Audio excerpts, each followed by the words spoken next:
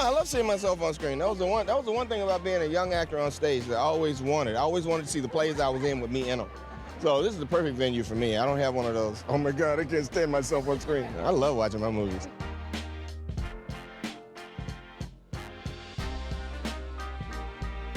Samuel L. Jackson. Few names ring as synonymous with the world of cinema. An icon in Hollywood, one of the greatest actors to ever grace the silver screen. Hey, if I don't want to see me, I wouldn't expect you to pay to see me. I'm a professional. I show up at work on time, I know my lines, I hit my marks, and I treat the other actors and the crew members with respect. With a work ethic like no other, boasting a catalog of over 150 films, it's hard to doubt Jackson's status as one of the most important figures in cinema history. I'm a college graduate. I'm a father, a husband, a son. I'm a good person with all that. I'm a citizen. I pay my taxes. I've never been arrested. I believe in education. I believe in one's, treating man the way you want man to treat you. Yeah, I'm a movie star to you. To me, I'm just a guy with an interesting job. I don't want to cut in line in front of you. I don't want to, lord it over you because you see me or I'm famous. I'm famous because you think I'm famous. From his badass characters to his iconic use of the word, Jackson has captured the hearts of film fans the world over. However, even the most iconic figures have their struggles. What are you afraid of? Not going to work. Why? I don't want to be broke again. You want some money?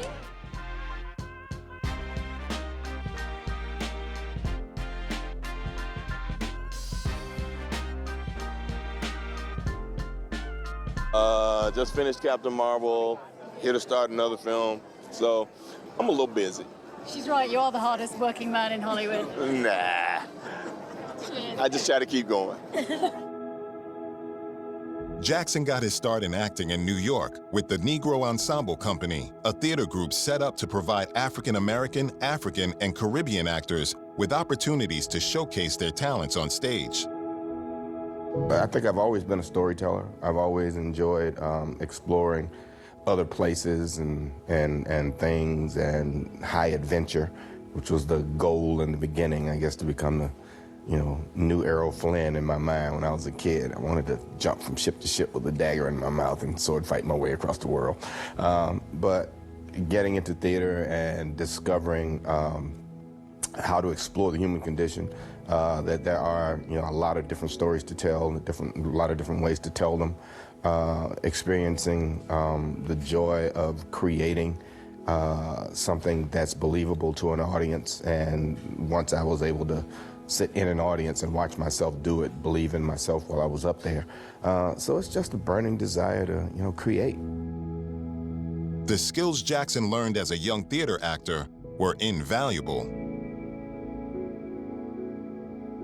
Well, when I get the script, or once they tell me I have the job, and I pretty much signed on the dotted line, I sit at home and do all the things that I did when I was a young actor in the theater. I sit at home, I find out who the character is, what his relationships are to the other people in the film. I do a biography for him. If I don't have any information, I make up the stuff. If I have information, I use what's there and create a whole person that I can use that has experiences and brothers, sisters, or whatever. And then I show up and kind of do it. That was a certain point that this wasn't part of my goal, I guess movie stardom or whatever, that I'd totally forgotten about it. And I was immersed in theater and doing all these wonderful plays. And I had done a couple of Pulitzer Prize winning plays and worked with some directors that gave me insight in how to go deeper into a character and how to relate to the stories and the people inside them in a different way, that the craft became so important to me that the result of the craft did not. So that when this happened, it was just kind of like, okay. But, being able to figure out how to stay in it, is the difficult part. Getting there, a lot of people get a shot. Some people get 2 or 3. But you got to figure out a way to stay there and make yourself important to the product and make yourself important to an audience. And I think that's the most important thing. Having carved out his position as a theater actor in the New York scene, Jackson found there was one thing holding him back from making the transition from stage to screen. You revealed recently that you've had a stutter. Have a stutter. Have a stutter, still? Yeah. I guess when I'm doing characters, my characters don't stutter, so I don't have to worry about them. And it was funny, because when I was talking about it last week, I realized that I actually started to pretend to be people who didn't stutter when I was very young so that I wouldn't stutter. That seemed to be the thing that would work for me, that I had to go back and stop and say, well, where am I in the midst of all that, you know? How many people have I created to cover this thing to the point that maybe I've gotten lost in who I am, and I don't know. So do you still have days when you're on set where you're... Oh yeah, I have days, or, you know, some days it's B, some days it's P, some days it's G, and it all depends, you know. And I think probably the worst one for me are sentences that begin with W. I have W days a lot, so when the first thing I have to say is what, when, why, or whatever, depending upon the level of intensity and where we're trying to go, I'll get caught up with woo, woo, woo, and it just gets me. Despite his stutter, in 1989, Jackson was given the opportunity to work with one of the greatest directors in the world.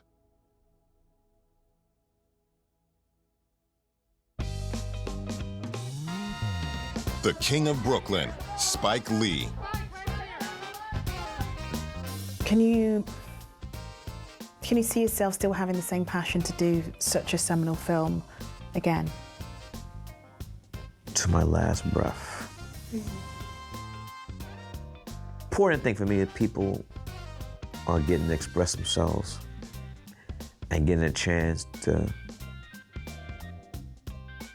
work in their craft. Because that's something I've always been very mindful of, is that I'm gonna work in my craft, work in my craft, work in my craft. By 1989, Spike already had 2 successful titles under his belt, She's Gotta Have It and School Days. Jackson was given the chance to work alongside Spike for the first time when he was cast for the role of Mr. Senor Love Daddy in Do the Right Thing, a film which severely underachieved at festivals despite its good reviews. From what you're saying, it doesn't matter to you whether one ever gets an Oscar or not. Well, I've come to that point. I mean, before, there have been times in Cannes, 3 times we felt we got robbed. In Cannes? In Cannes, She's Gotta Have It, Do the Right Thing, and Jungle Fever. And we felt we deserved Best Picture with Do the Right Thing. Wake up! Wake up, wake up, wake up! Up you wake, up you wake, up you wake, up you wake! This is Mr. Senior Love Daddy, your voice of choice, the world's only 12-hour strong man on the air, here on We Love Radio 108 FM, the last on your dial, but first in your hearts, and that's the truth. Root. Here I am I here? You know it, you know. This is Mr. Senior Love Daddy doing the nasty to your ears to the nasty. Eyes only play the platters that matter, the matters they platter. And that's the root. Although the film didn't receive festival awards, it left a lasting impact on those that watched, helping Jackson to solidify his name as a screen actor. All those people lived together in Brooklyn, really lived together and coexisted. So that, that film made a statement in New York at a very critical time.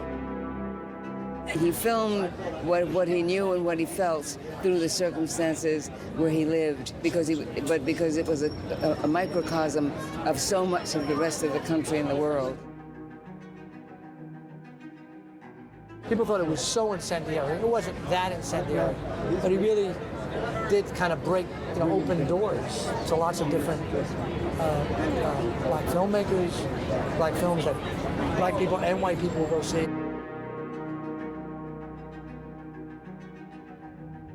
In 1988, Spike says he wanted an anthem. So in the winter of '88, while being on tour, I created a song and I was very surprised on Spike fitting it into the movie. I've seen the movie about 8 times. In the movie, he said, wake up, stop, and, Radio Raheem and whatnot. It was just showing that there's a different way. And it's something that you can take into all aspects of your life. There's always a different, more positive way, productive way to handle our problems.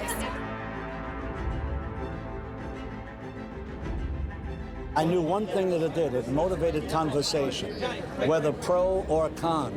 People spoke about whether they hated it or loved it. And I suppose that's what makes an important movie, and I think that's what directors and actors hopefully are hoping for. The cultural impact left by Do the Right Thing opened up a wealth of opportunities for Jackson, even if they were only small roles. Jackson's next film, Sea of Love, gave him the chance to work alongside Al Pacino. This was the first time in his career he was working alongside a big Hollywood star. Despite the experience gained on set, Jackson's small role was credited only as Black Guy, as he struggled to establish himself in a leading role.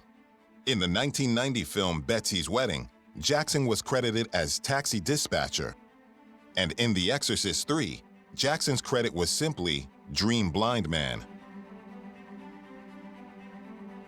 However, the hard work paid off when in 1990, Jackson was cast to work with one of the greatest directors of all time. With a number of already successful titles, including Mean Streets, Taxi Driver, Raging Bull, and The Last Temptation of Christ, by 1990, Scorsese had already established himself as one of the greatest directors of our generation.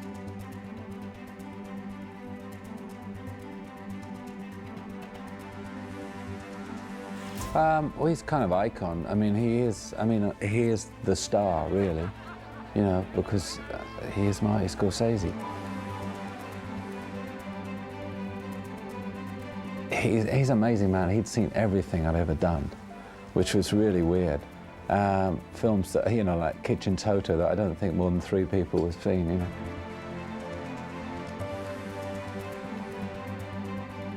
What is cinema? For me, there's only one answer. Cinema is necessary.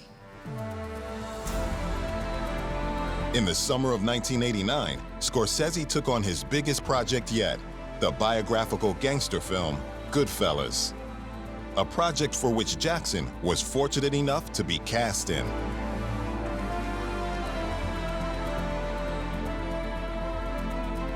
After the commercial success of Goodfellas, grossing over $46.8 million domestically, Jackson was well on his way to becoming a leading Hollywood actor. However, like the characters in the film, Jackson too had his demons. I don't want to be broke again.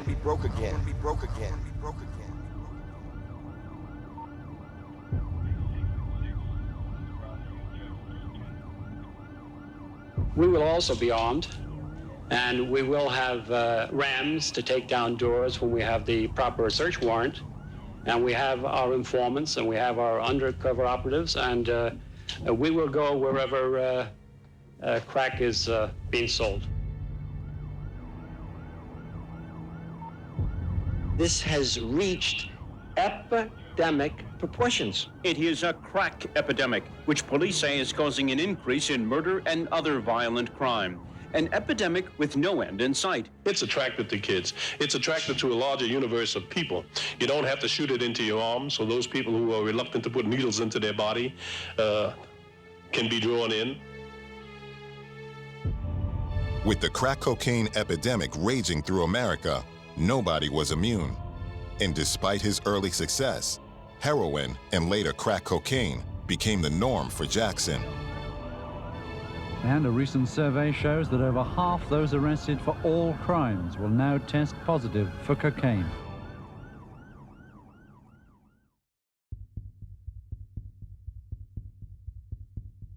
Having acted on drugs his whole career to this point, Jackson stated, "I was a drug addict and I was out of my mind a lot of the time, but I had a good reputation. Showing up on time, knew my lines, hit my marks." As a functioning drug addict, Jackson's turning point came in the early summer of 1990. While out for his friend Ruben Santiago Hudson's bachelor party, Jackson took it one step too far. Stating that after the party he went by the spot, copped, went home, cooked the shit, and passed out before I had even smoked it, drunk. That's when my wife and daughter found me on the floor.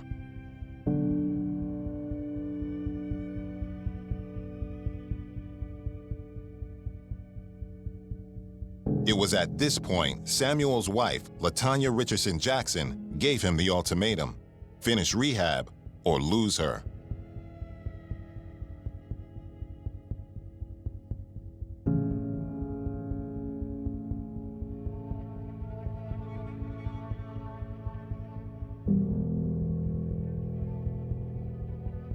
The next day, Jackson was booked into a rehab center in upstate New York, where his road to recovery began. Jackson spent 28 days in rehab, loathing every second of it. By the end of the 28 days, Jackson was revitalized. With a new hunger and passion for acting, he was ready to conquer Hollywood. While in rehab, Jackson spent a lot of time on the phone with longtime friend Spike Lee, trying to convince him to give him the supporting role in his upcoming film, Jungle Fever. Wanting the role of Gator Purify, a crack addict whose habits tear his family apart, Jackson's family and counselors believed that handling drug paraphernalia and discussing the joys of crack would inevitably trigger him and send him right back into his addiction. Despite this, less than 2 weeks after Jackson left rehab, he was working on Jungle Fever. Skinny and detoxing, Jackson was ready to bring first-hand knowledge to the role. I made this one up just for you. I paid a lot of money for these, honey. Take them. Take it. Sell it. Sell it. Take it. Sell it for me. For God's sake, Skip, please go. I'll pray for you, my son. Father, I stretch my hands to thee. Oh!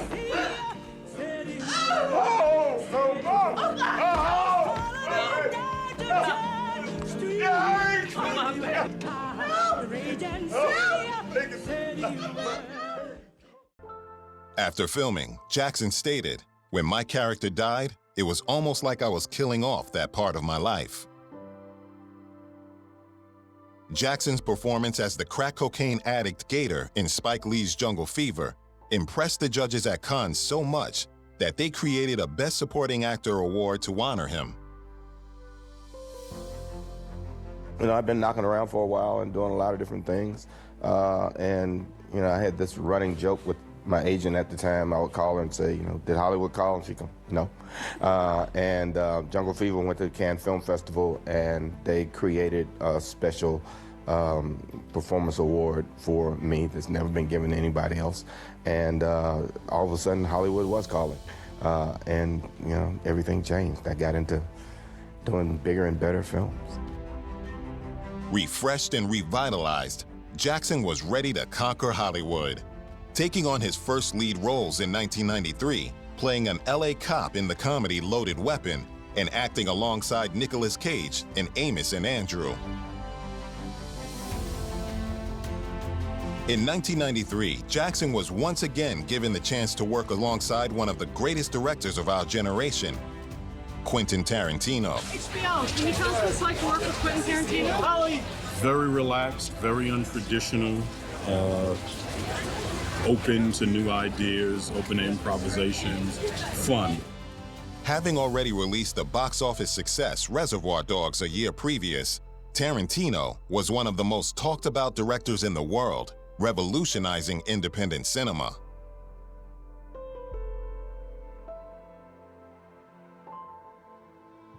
What an amazing performance and an amazing character. Some great lines you had to work with. Right. Consider who wrote the lines. I didn't. Who wrote the part? I didn't. Who wrote the story? I didn't. So that puts things in the proper perspective.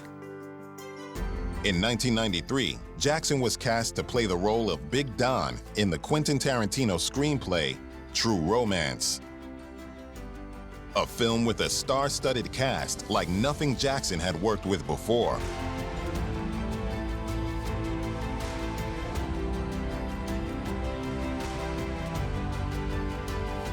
It's when I saw it for the first time, I was like, God, this is like my life. None of that stuff ever happened to me, but it was like, this is like my life done as a big movie. It was just nutty. It was crazy.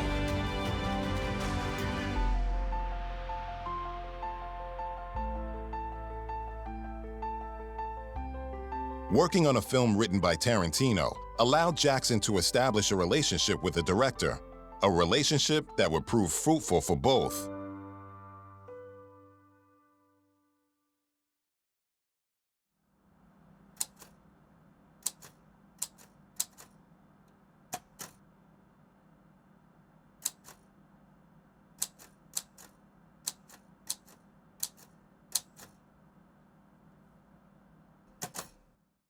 In 1992, off the back of the success of Reservoir Dogs and True Romance, Tarantino began to write his next screenplay, Pulp Fiction, a film that would go on to earn cult status as one of the most significant films of its generation. Earning nearly $108 million at the domestic box office, Pulp Fiction became the first independent film in history to surpass $100 million. Putting Jackson's name in the spotlight. Because when I told everyone that I was interviewing you, everyone just went Pulp Fiction and started quoting at me. Yeah, that's some things I can't quote back to you, obviously. Yeah, of course. Yeah. But do you think that that's the film most people recognise you from, or? Depends. It depends. It depends, yeah. There's a certain, I guess, age group that identifies with Pulp Fiction. First time I saw it on the biggest screen I'd ever seen in my life at the Palais at Cannes at the film festival. Bruce Willis and I was sitting in the front row because we were shooting Die Hard, so we flew over and saw it for the first time together. And I was blown away. And I knew immediately that the film was special and that it would have a special meaning for people for a very, very, very long time to come. The role of Jules Winfield earned Jackson his first ever Academy Award nomination. Can we judge you for one sec? No, it was good. You were great in Pulp Fiction. Tell us, how was the night? Oh, I had a good time. We had a great time. John and I presented. We had a good time. We saw, the whole crew. It's good seeing all you kids there. First time for me. It's good. What was the highlight of your first Oscar? Gosh, I guess going out there and presenting and being applauded. People seem to receive us very well. Being nominated for Best Actor in a Supporting Role, Jackson lost out narrowly to Martin Landau for his role in Ed Wood. Jackson was now one of the most in-demand names in Hollywood. Wait. I'll do this.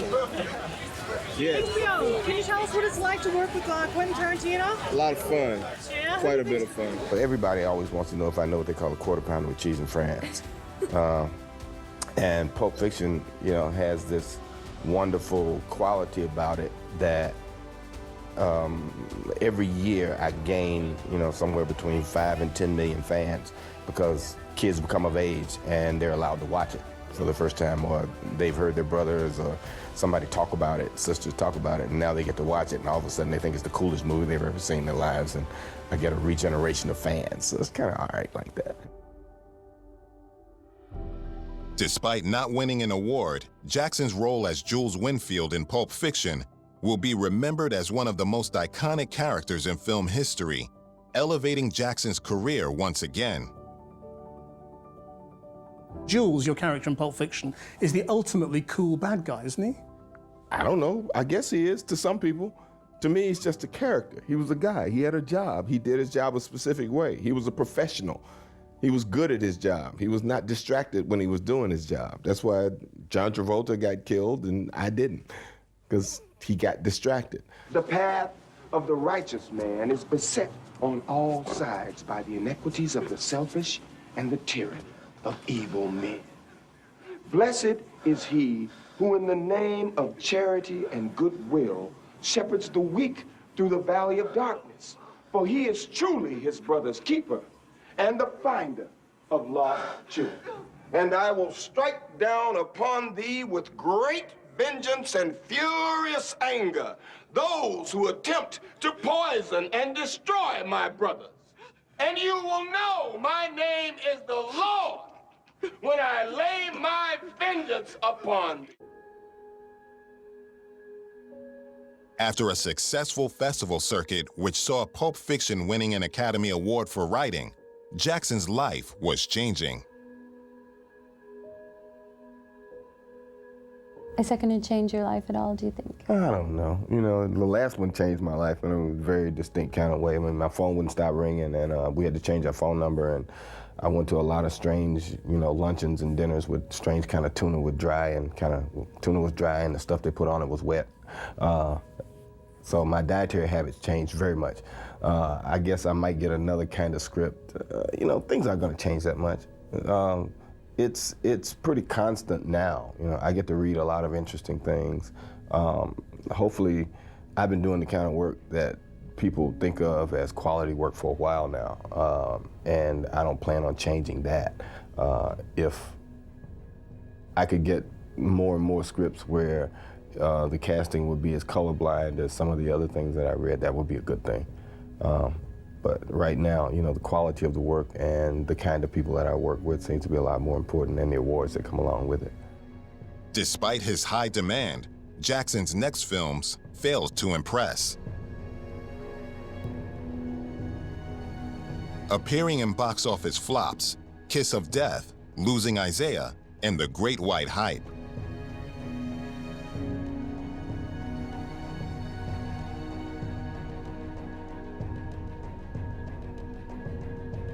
With critics blasting his films, Jackson found himself in a career slump.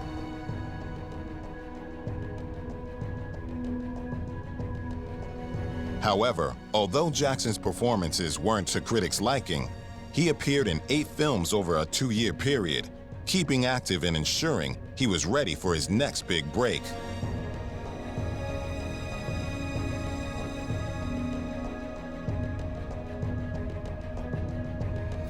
You are a busy man. You seem to be everywhere. Do you ever just say, wow, I need to take a break? Or what's going on with your career? No, a lot of people around me say that, but I tend to think... You don't listen to them. No, I don't. I actually tend to think I get enough rest and relaxation most times when I'm on location. I have down days where I just don't do anything but play golf, and that's okay. And when I'm home, it's a lot harder to work at home than it is on the road. But I'm not thinking about taking a break. Everybody's asking you about what you do as an actor. I want to ask you what you do when you're not acting. What do I do when I'm not acting? I watch movies. Okay, when you're not watching movies, what else do you do? Read books, play golf, a lot. Although Jackson's schedule is busier than all of his peers, he has always found time for his second passion, golf. I'm an avid golfer, let's put it that way. Don't you make sure you get time scheduled out of filming to have a round of golf? I have a strange clause in my contract that says I have to play twice a week and they have to pay for it. Why not? You have. Yeah. As well as having it written into his working contracts, Jackson has used golf to help multiple charity events, supporting those that are less fortunate. Just some of the celebrities in this Shooting Stars benefit at Wentworth Golf Course, which includes the likes of Colin Montgomery. Lovely shot. Now, don't go in there. Jesse Metcalf. It's been a rough first hole, but I'll get it there eventually. And Michael Bolton. They're all here at the request of Mr. Jackson, or Sam to his friends, who's hosting the event to raise money for charity. We try and find people that enjoy the game and get them to come and have fun with, just some guys that want to meet them and kind of laugh at the way we play. Surely no one's going to laugh at the way you play. They might. I haven't played in a few days, so. Plus, it's important that we give back to the community at large and do as much as we can for people who aren't as fortunate as we are, or people who have needs.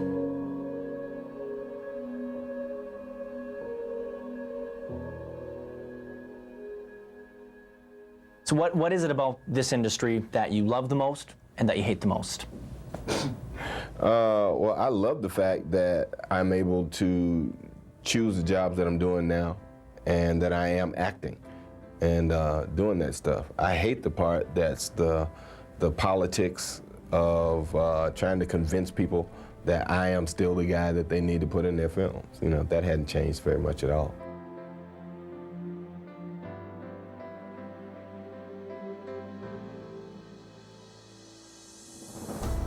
In 1997, Jackson was once again given the opportunity to work with Quentin Tarantino when he was cast to play Ordell Robbie in Jackie Brown. Well, it's always great to be on a Tarantino set. He brings a lot of enthusiasm to the cast, the crew, to the neighborhoods that we're working in, because it was his neighborhood, and he was anxious to show us, you know, this is where I grew up. This is Carson. This is the Del Amo Mall. So it was great, you know, just kind of being around and being fun. And he still listens to the stuff, laughs out loud in the middle of a take, and you have to start over. So it's just a joy, you know, to be there. And the fun that we have consequently transfers, I think, to the screen. So when you watch it, you're seeing people who are really enjoying being themselves and having a great time. Nothing gets between me and my AK. This here is the Chinese model. I get them for $8.50. Double my money. Try that for me, would you, baby? You know it's for you. With over 50 Girl, don't make me put my foot in your ass. The AK-47 is the most popular assault rifle in the world. This is the Chinese model. You can tell by the extra rivets running through the struts. Hello, it's for you.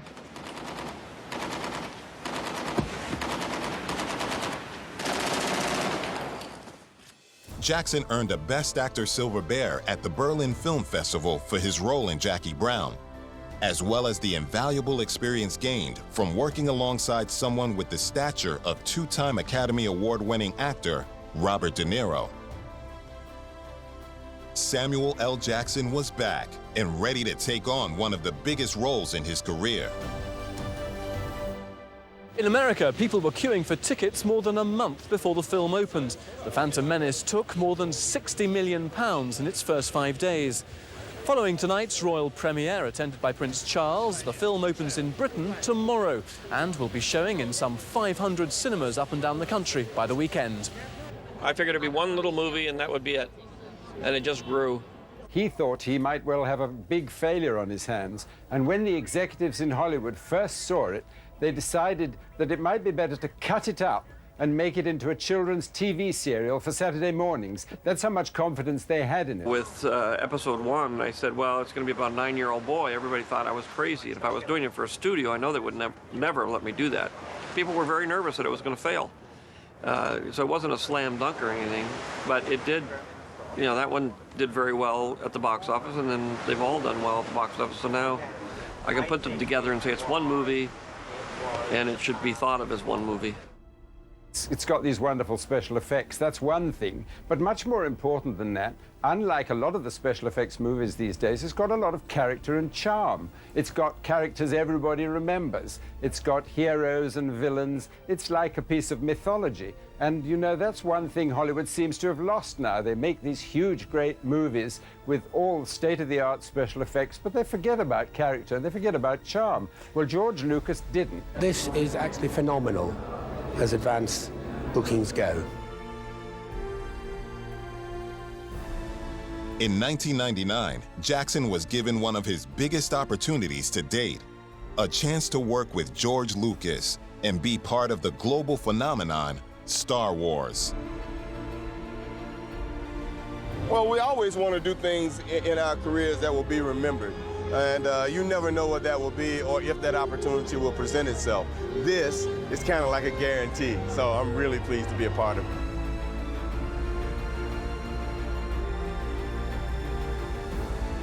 I had an opportunity to say, may the force be with you. That's a great moment.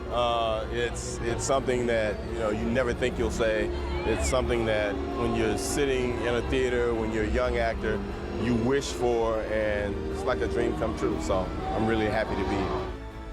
Playing the role of Mace Windu, Star Wars would take Jackson's career to a whole new galaxy.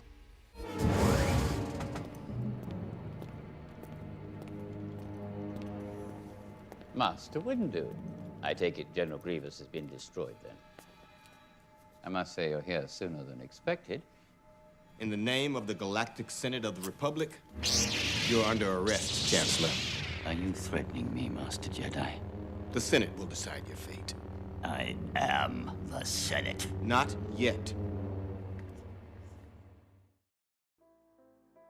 Jackson went on to play Mace Windu in 3 live-action Star Wars films, The Phantom Menace, Attack of the Clones, and Revenge of the Sith, solidifying his name in the franchise. After the success of Star Wars, Jackson had put his name on the map, appearing in multiple box office hits, including Kill Bill Volume 2, Coach Carter, and The Incredibles.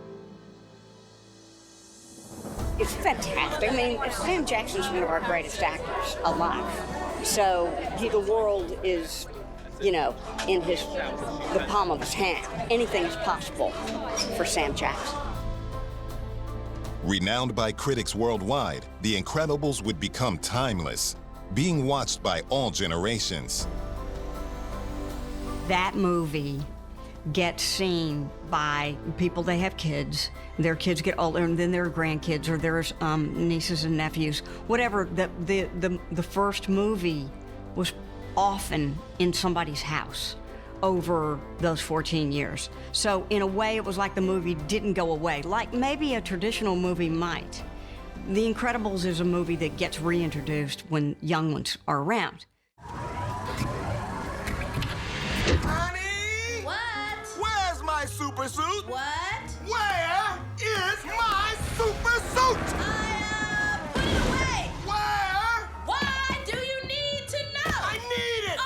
Don't you think about running off to doing no daring do? We've been planning this dinner for 2 months. The public is in danger! My evening's in danger! You tell me what my suit is, woman! We are talking about the greater good! Greater good? I am your wife. I'm the greatest good you are ever gonna get. The Incredibles would go on to make $631 million at the box office worldwide, as well as becoming Jackson's highest ever rated film.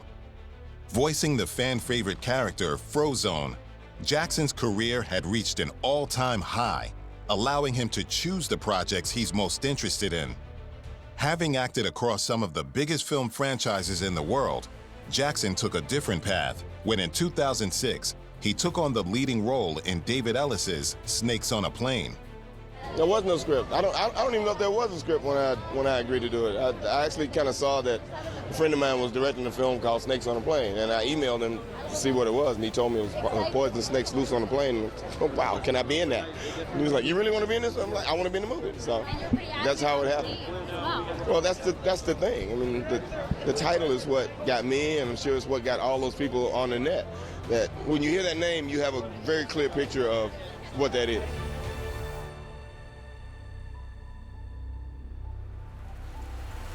We have them pretty fast moving because the snakes in this film are actually snakes that have been sprayed with pheromones, so they're pretty aggressive and vicious, kind of like snakes on crack. Earning cult status amongst fans months before release, Snakes on a Plane saw an internet frenzy like no other. Unusually for a new film, and perhaps to maintain the internet frenzy, no critic has been allowed a preview of the film. Everyone has had to buy their tickets and wait in line. You could kind of tell that it was written on the internet because it's pretty crazy. It's the most unusual film I've ever seen. It's great. You've got action, Samuel L. Jackson, nudity. What more can you want? It could possibly be a pheromone. That's what female animals release to trigger mating behavior. It could also provoke serious hyper-aggression, like some kind of drug. Well, that's good news. Snakes on crack. The film would go on to receive mixed reviews from critics. However, like most projects Jackson works on, it has a timeless quality that has stood the test of time. By 2008, Jackson was one of the biggest names in Hollywood, having worked with the most renowned directors in the world. In 2002, Jackson gave Marvel permission to use his likeness in their comic book version of Nick Fury. Nearly 7 years later, he had signed a 9-picture deal with Disney. When you first got the call, back in the day, for Nick Fury, what was your reaction? Did you go, who? I didn't get the call, I kind of made the call. Did you? Well, yeah, I was in a comic book store and I looked and there was my face on this Nick Fury guy and him saying, well, if they make a movie, I want Samuel L. Jackson to play me in this movie. So I had to call my agent and my manager and go, did I give somebody permission to use my image in a comic book? Like, what are you talking about? And I told them, and they called Marvel, and Marvel was like, oh, well, you know, we were hoping if we make these movies, he would do it.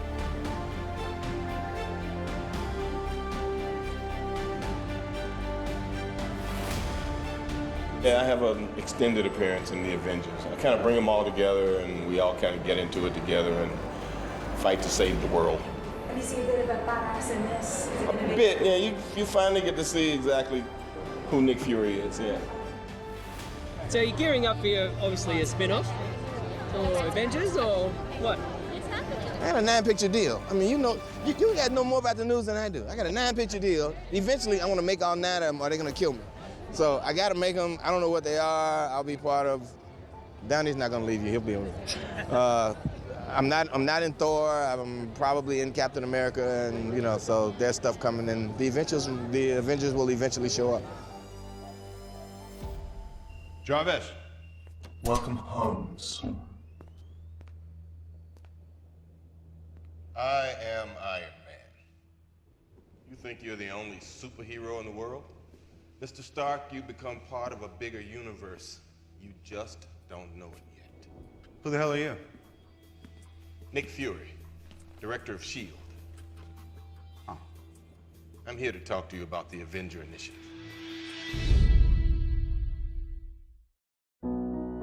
The success of the Avengers films helped the Marvel Cinematic Universe gain the status of the highest-grossing film franchise of all time, meaning that Jackson had now played major roles in the top 2 highest-grossing franchises, the Marvel Cinematic Universe and Star Wars.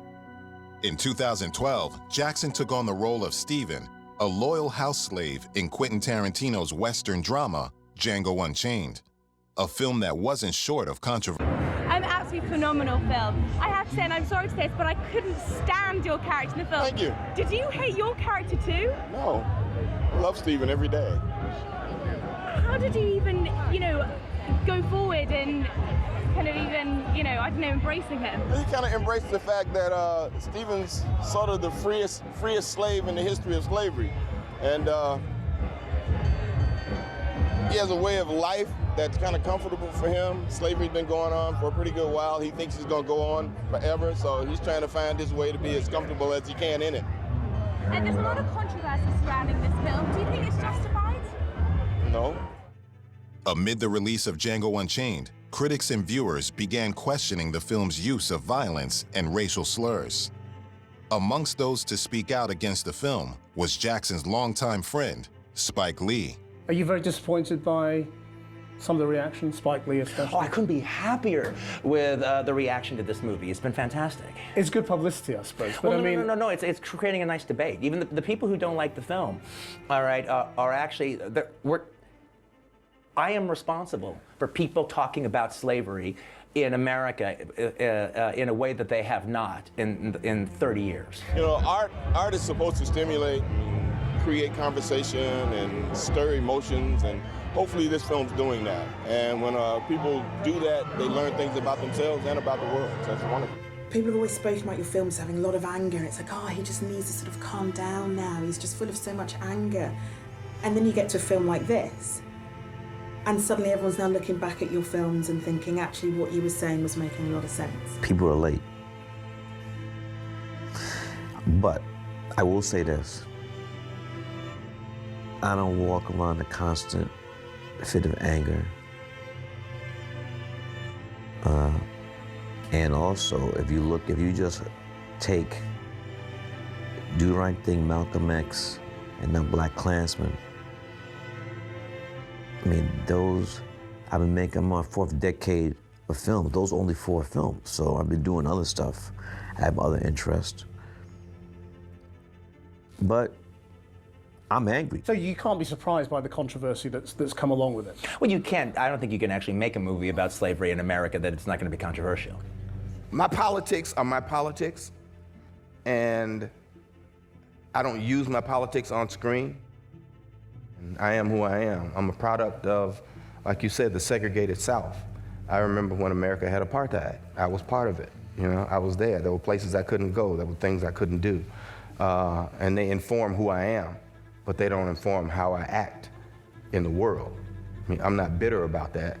I just understand something about my country that a lot of other people don't understand. Well, violence is such a big part of all of your movies, and it's an enjoyable part of your movies for so many people, and that's why I'm talking about this, because you know it's a very sensitive time at the moment. I mean, the Vice President is talking to people in the movie industry today about violence in response to And you know where I stand on it. Which is that there's no relationship. And, yes. But you haven't said why you think there's no relationship. It's just none of your there damn business what I think about that. Well, it's my job to ask you why you think that, because you're very influential. No. He didn't want to talk about the issue, and he got pretty annoyed about it. And you share a similar view to him from the interviews that I've read, in that you've said you don't think there's any link between movie violence and video games and real-life gun crime. Is that what you think, and if so, why? Well, I actually grew up playing with guns. I mean, we had toy guns. We had toy guns. If Christmas was not Christmas, if I didn't get a new toy gun, a cap pistol or something. And we shot at each other, we chased each other with these guns, we did all this stuff. And none of my friends ever shot anybody. We also had real guns in my house, and I shot those too, in the woods or at cans or at birds or whatever. And we still never turned those guns on each other. We understood what guns did to a human being, or what gun violence actually was. We understood it very well. I don't think one thing has to do with the other. That sitting in a movie theater watching people shoot each other doesn't make people want to go out and shoot other people, not people who are not mentally unbalanced. I read books all my life. Books have violence in them, even the Bible. There's violence in all those books. It's not just movies. People need to understand parents have a responsibility. It's not the government's responsibility to make people better people. It's your parents' responsibility to make you a better person. Despite the controversy, Django went on to make over $425 million at the box office, as well as earning both Tarantino and Christoph Waltz Academy Awards.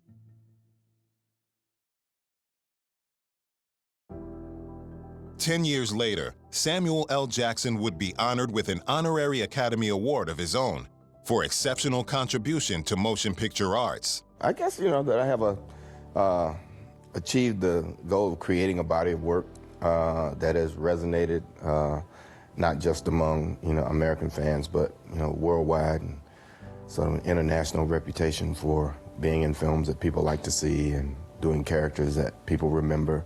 So it's worth it. Yeah. With a career spanning over 50 years, playing some of the most iconic roles in film, Samuel L. Jackson has cemented his name in the history of cinema. The thing that happened for me that really made a big difference was when Sir Laurence Olivier died. I was sitting at home, and they were doing his bio that day, and they put his face up on screen, and they started to talk about him, and as they talked about him, they morphed through all these different characters that he'd done. And I said, that's what you need to do. With a growing catalog of over 150 films, few actors will ever come close to the longevity and determination of Jackson. Sam is like the coolest actor on the planet. He's the guy that comes along that says the cool things that people come out of theater and they just they become part of the lexicon, they become part of the vocabulary. From small cameo roles to becoming the highest grossing actor of all time, Jackson's conquest of Hollywood is like no other. He brings a personal flair to his work through his badass attitude and trademark potty mouth, defining his roles as Samuel L. Jackson characters. So I started figuring out ways of making each character unique, and then all of a sudden people started talking about the wigs I wore in films, and I wanted them all to have their own face and their own characteristics and personas. Because I found a way to reinvent myself most of the times that you see me on film, that I take roles that are challenging to me and somewhat challenging to the audiences when they see me, so that they'll accept me as somebody new and not just Samuel L. Jackson again.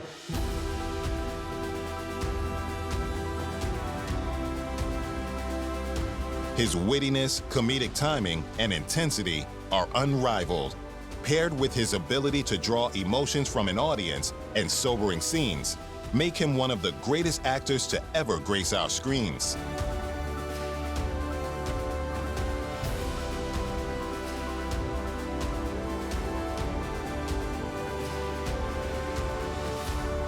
And with several productions in the pipeline, thankfully, we haven't seen the last of Jackson yet.